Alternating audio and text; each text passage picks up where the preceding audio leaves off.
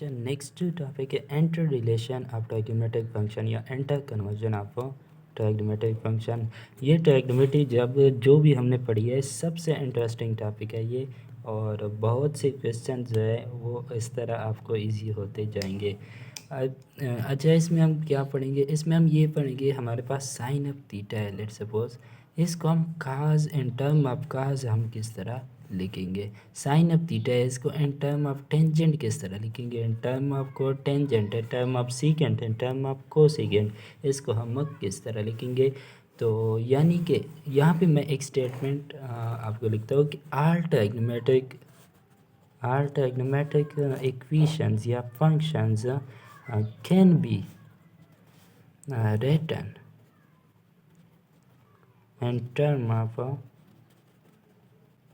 single trigonometric function, in term of single trigonometric function। इसको हम लिख सकते हैं, किस तरह लिखेंगे? इन कन्वर्जन्स के लिए आपको ये जो 3 फार्मूला है basic, very basic in PayPal command आपको हासिल होने चाहिए। लाइक अगर मैं आपको बोले कि what is cos of theta, cos of theta is equal to 1 minus sine square theta का अंडर रूट। अगर मैं लिख दूँ कि cosecant square theta minus cotangent square theta वो +1 के इक्वल होगा।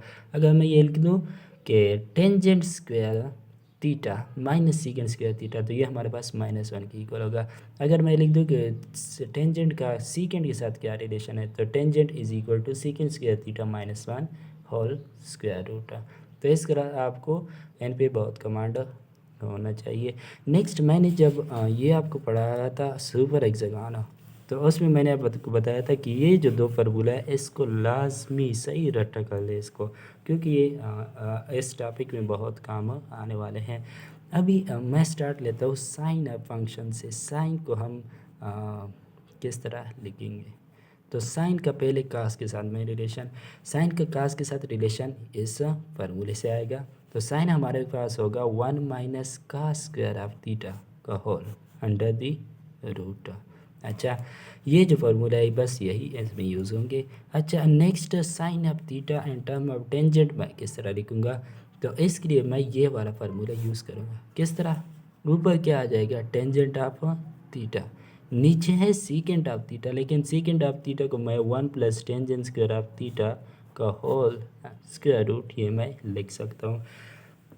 तो इस तरह ये साइन और टेंजेंट का रिलेशन हो गया।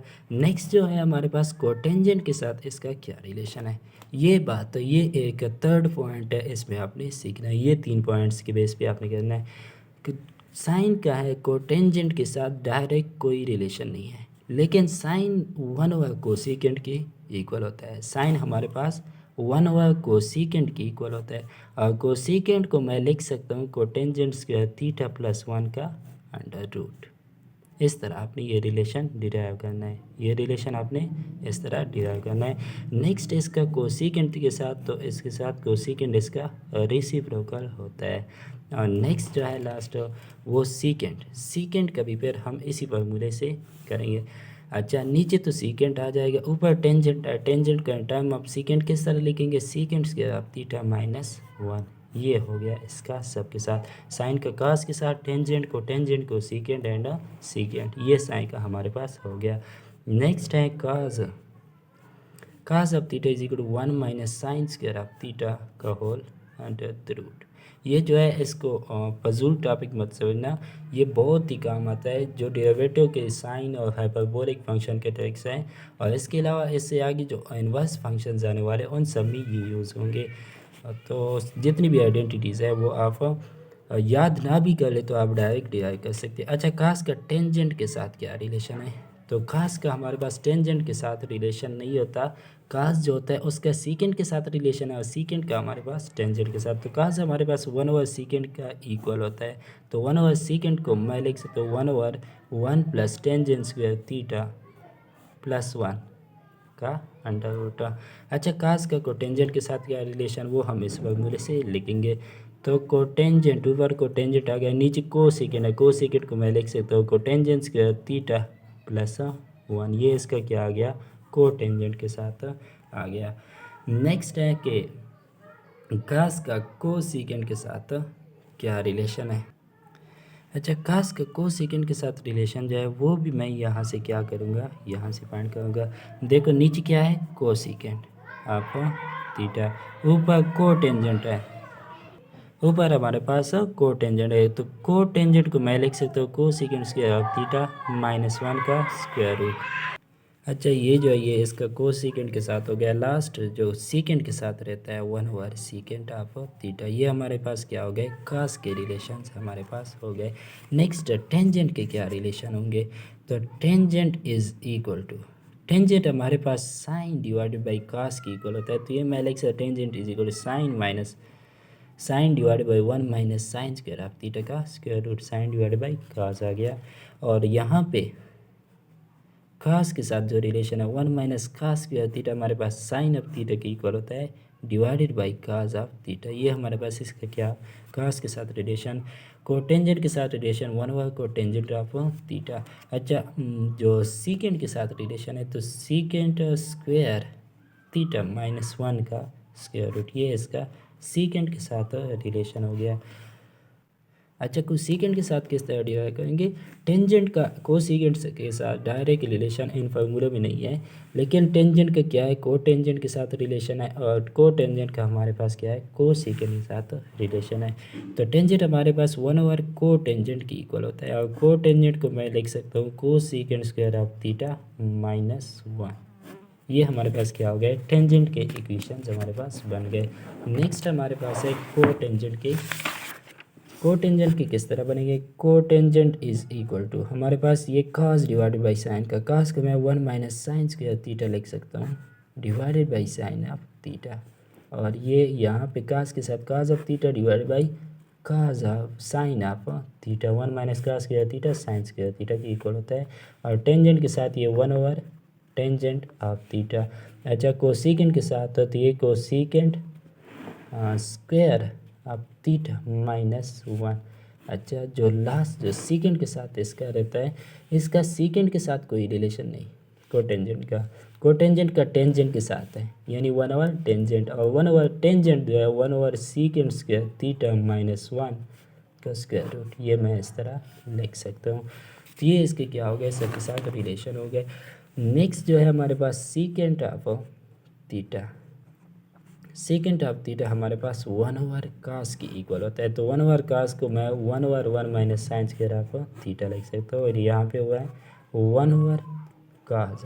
अच्छा, नेक्स्ट जो है सीकेंड का टेंजेंट के साथ क्या रिलेशन है, तो secant is equal to 1 plus tangent square of theta is equal to secant square theta square root ले लूँगा। अच्छा, इसका को टेंजेंट के साथ क्या रिलेशन है, तो वही फार्मूला मैं यहाँ पे लिखता हूँ, काज ऑफ थी काज इज इक्वल टू को टेंजेंट डिवाइड बाई को सीकेंड। तो हमारे पास सीकेंड जो होगा वो को सीकेंड डिवाइड बाई को टेंजेंट के इक्वल होगा। तो ये हमारे पास को सीकेंड डिवाइड बाई को टेंजेंट, यानी कि नीचे हमारे पास क्या आ गया, को टेंजेंट ऑफ थीटा आ गया, ऊपर को सीकेंड को मैं 1 प्लस को tangent square theta whole square root लिख सकता हूँ। अच्छा, नेक्स्ट जो है सीकेंड के साथ इसका रिलेशन, को सीकेंड के साथ इसका रिलेशन रह गया, तो secant of theta is equal to cosecant of theta divided by cotangent of theta, cotangent of theta को मैं लिख सकता हूँ को सीकेंड स्क्वायर ऑफ थीटा -1 का स्क्वायर रूट। ये इसका सबके साथ रिलेशन हो गया। अच्छा, लास्ट वन जो है हमारे पास को सीकेंड ऑफ थीटा, को सीकेंड ऑफ थीटा सबसे पहले साइन के साथ इसका क्या है, रेसिप्रोकल इक्वेशन है, रिलेशन है, और यहाँ पे मैं लिख सकता हूँ 1 minus cos square of theta, ये कास के साथ हो गया। को सीकेंड का हमारे पास टेंजेंट किस तरह बनेगा, हम मैंने जो लिखा था sine of theta is equal tangent divided by secant. जो हमारे पास को सीकेंड होता है वो हमारे पास सीकेंड डिवाइडेड बाई टेंजेंट के इक्वल होता है। तो यहाँ से मैं इसका रिलेशन फाइंड करूँगा। तो ऊपर हमारे पास क्या है, सीकेंड है, सीकेंड को मैं लिख सकता हूँ 1 plus tangent square of theta का square root divided by tangent of theta. और यहाँ पे कोटेंजेंट के साथ इसका क्या रिलेशन है, cosecant of theta is equal to 1 plus cotangent square theta का whole under root. Last one जो इसका सीकेंड के साथ रहता है, तो सीकेंड के साथ इसका यहाँ से रिलेशन, तो सीकेंड थीटा डिवाइड बाई नीचे टेंजेंट को मैं लिख सकता हूँ सीकेंड स्क्वायर ऑफ थीटा -1। ये क्या हो गया, इन सब के साथ रिलेशन हो गया। तो आपने देख लिया कि 6 के 6 फंक्शन हमारे पास जितनी भी फंक्शन है वो मैं सिंगल ट्राइग्नोमेट्रिक फंक्शन में लिख सकते हो। तो वो स्टेटमेंट जो सबसे पहले मैंने बताया था वो ट्रू हो गया। अच्छा, इससे हमारे पास कितने फार्मूले बनते हैं? इससे हमारे पास 60 फार्मूले बनते हैं। हमारे पास 60 है कि 30 है, मेरे ख्याल में 30 फार्मूले बनते हैं।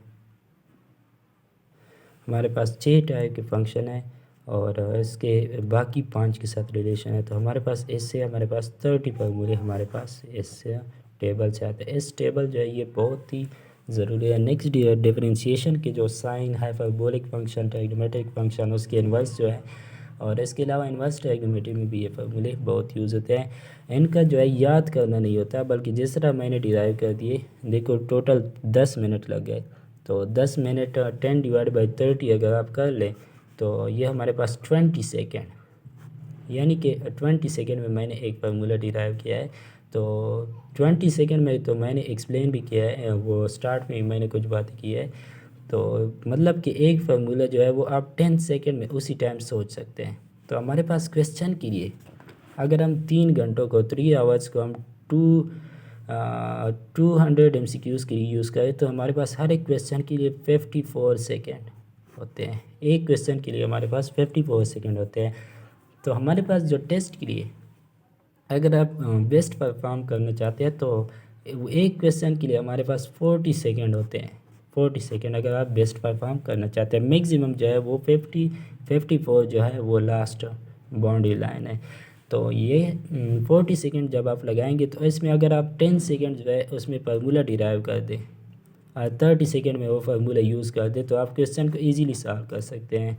तो इसलिए मैं कहता हूँ कि रट्टे से ज़्यादा ये जो डिराइवेशन है ये थोड़ा सा सीख लिया करें। तो 10 सेकेंड में आप फार्मूला, वैसे अगर आपने रट्टा लगाया होता है तो वो भूल जाता है, अक्सर टेस्ट में बहुत प्रेशर होता है तो रट्टा भूल जाता है। इसलिए इससे बेहतर है कि आप मार्क्स जो है वो आप यानी मार्क्स जो है जितने ज़्यादा, एक एक नंबर जो है वो बहुत कीमती होता है। तो इसलिए आपने क्या करना है, इनकी जो डिराइवेशन है वो आपने याद करनी है। ये इससे भी क्वेश्चन सॉल्व होंगे और ये नेक्स्ट जो है नेक्स्ट टॉपिक में बहुत यूज़ होगा। अच्छा, ये जो हमारे पास था ट्राइग्नोमेट्री का लास्ट टॉपिक था। अच्छा, चैप्टर 11 एप्लीकेशन ऑफ ट्राइग्नोमेट्री रहता है ट्राइग्नोमेट्री का, तो वो जो है वो अलग से मैं चैप्टर नंबर 11 एप्लीकेशन ऑफ ट्राइग्नोमेट्री पढ़ाऊँगा। इसके बाद जो स्टार्ट होता है वो हमारे पास इनवर्स ट्राइग्नोमेट्री है, इनवर्स ट्राइग्नोमेट्रिक फंक्शंस। तो बेस्ट ऑफ लक, ये थी ट्राइग्नोमेट्री आपकी कंप्लीट हो गई है।